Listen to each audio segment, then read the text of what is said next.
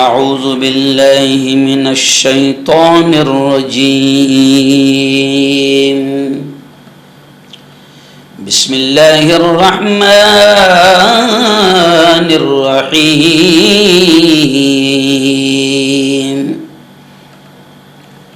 بہت ہی قابل صد احترام میرے نوجوان دوستوں، بزرگوں، ساتھیوں اور میری پردہ نشین ماؤں اور بہنوں، چلیے آئیے آج بات کر لیتے ہیں رمضان میں صدقہ۔ رمضان میں صدقہ،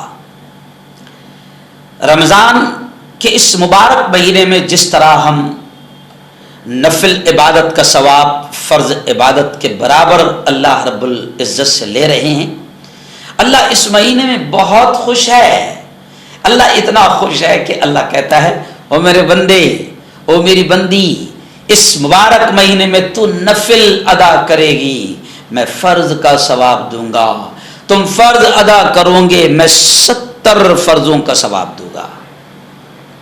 تو جیسے ہم روزہ رکھ رہے ہیں، اللہ سے انعام لے رہے ہیں، جی ہاں ایسے ہی ہم عبادت کر رہے ہیں، نفلیں پڑھ رہے ہیں، اللہ سے انعام لے رہے ہیں، اسی طرح میرے بھائیوں میری بہنوں اس مہینے میں صدقہ اور خیرات کرنے کا ثواب بھی بہت زیادہ ہے۔ پیارے آقا حضرت محمد مصطفیٰ صلی اللہ علیہ وسلم کے بارے میں ہماری ماں حضرت عائشہ رضی اللہ تعالی عنہا فرماتی ہے کہ ایسے تو آپ صلی اللہ علیہ وسلم ہر زمانے میں غریبوں کی بڑی امداد کرتے تھے، صدقہ خیرات کا بڑا خیال کرتے تھے، لیکن خاص طور پر رمضان میں آپ صلی اللہ علیہ وسلم کا غریبوں کا خیال رکھنے کا جذبہ، صدقہ خیرات کرنے کا جذبہ بے حد بڑھ جاتا تھا۔ جی ہاں، اور نبی کریم صلی اللہ علیہ وسلم نے اس رمضان کے مہینے کے بارے میں یہ فرمایا کہ ھذا الشہر شہر المواسات، کہ یہ مہینہ دوسروں کے ساتھ ہمدردی اور دوسروں کے ساتھ سلوک کا مہینہ ہے۔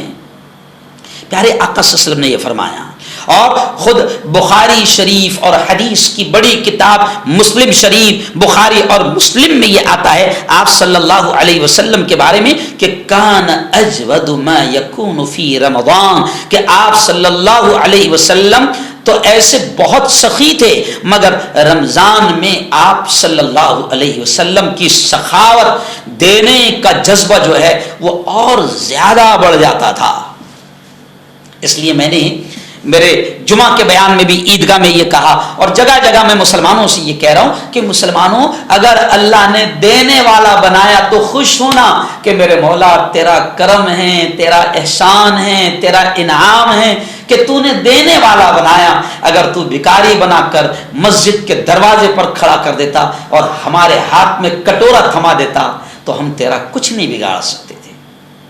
تو میں لوگوں سے یہ بھی کہہ رہا ہوں کہ اگر زکوٰۃ دینے والا بنایا، زکوٰۃ خوب دو، ایمانداری سے دو اور زیادہ دینے کی کوشش کرو۔ بے حساب دو گے اللہ بے حساب دے گا، گن گن کر دو گے اللہ بھی گن گن کر دے گا۔ تو اس مہینے میں ایک مسلمان کے اندر اور خوبیوں کے ساتھ، جیسے وہ روزہ رکھ رہا ہے، تراویح پڑھ رہا ہے، قرآن پڑھ رہا ہے، ذکر کر رہا ہے، یہ بہت سارے نیک کام کر رہا ہے، یہ خوبیاں اس کے اندر پیدا ہو گئی ہے۔ رمضان کے مہینے میں جو عشاء کی نماز نہیں پڑھتا تھا اب وہ تراویح بھی پڑھ رہا ہے، اور اب وہ سحری کے وقت میں تھوڑا پہلے اٹھ کر تہجد بھی پڑھ رہا ہے۔ تو جیسے رمضان کے مہینے میں اور نیک کام کرنے کا جذبہ اس کے اندر آ گیا، تو ایسے ہی رمضان میں غریب بھائیوں کے ساتھ ہمدردی، ان کی مدد کا جذبہ بڑھ جانا چاہیے، ان کے ساتھ جو بھی سلوک کر سکتے ہیں کرنا چاہیے، لیکن عام صدقہ خیرات اور ہمدردی کے علاوہ نبی کریم صلی اللہ علیہ وسلم نے ہر مسلمان کے لیے ایک صدقہ رمضان کے اخیر میں ضروری قرار دیا ہے۔ یوں تو صدقہ عام ہے، لیکن رمضان میں روزہ ختم ہونے کا ایک صدقہ دیا جاتا ہے جسے صدقہ فطر کہا جاتا ہے. انشاءاللہ صدقہ فطر کے تعلق سے صدقہ فطر کی اہمیت کیا ہے, صدقہ فطر کے فائدے کیا ہے, صدقہ فطر کیوں دیا جاتا ہے, انشاءاللہ آئندہ کل اس پر بات کریں گے کہ صدقہ فطر کن لوگوں کی طرف سے دینا واجب ہے. اس پر پوری تفصیلی انشاءاللہ کل بات کریں گے. لیکن آج کے ہمارے پیغام رمضان میں اتنا ہی سمجھانا مقصد ہے کہ رمضان کا یہ مہینہ خوب لٹانے کا ہے. اللہ نے دیا ہے, خوب دو. رمضان میں دوسری عبادتیں جیسی کر رہے ہیں ویسے دینے والی عبادت, لٹانے والی عبادت, سخاوت والی عبادت, غریبوں کی مدد والی عبادت, غریبوں کے ساتھ ہمدردی خیر خواہی والی عبادت. کوئی بھوکا نظر آ رہا ہے اس کو کھانا کھلانے کا انتظام کرو. رشتہ داروں میں غریب ہے اتنا ان کو دو کہ ان کی عید بڑی خوشیوں کے ساتھ من جائے.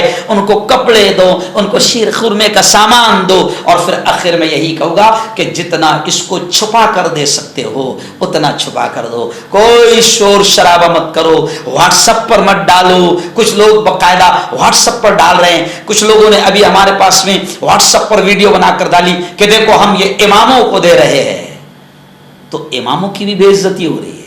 یعنی اماموں کو آپ نے اس لیول پر پہنچا دیا کہ رمضان میں اماموں کو آپ کو دینا پڑ رہا ہے, راشن دینا پڑ رہا ہے. نہیں, امام ہمارے سروں کے تاج ہے. اگر آپ اماموں کو بھی دے رہے ہیں تو کوئی اس کا شور شرابہ, کوئی اس کی ویڈیو وغیرہ نہ ڈالے. آپ جتنا خاموشی میں دے سکتے ہیں خاموشی سے دے دیں. آپ جانتے ہیں, آپ کا رب جانتا ہے. بلکہ آخری جملہ میں یہ کہوں گا کہ کچھ لوگ ہر چیز واٹس ایپ پر ڈالتے ہیں. تو میں نے ان لوگوں سے بھی کہا کہ میرے بھائی کچھ کام تو اللہ کے لیے کرو. وہ تو ایسا ہو گیا جیسے وہ کہاوت ہے نا, نیکی کر دریا میں ڈال. تو ابھی ہمارا ایسا ہو گیا نیکی کر واٹس ایپ پر ڈال, نیکی کر واٹس ایپ پر ڈال.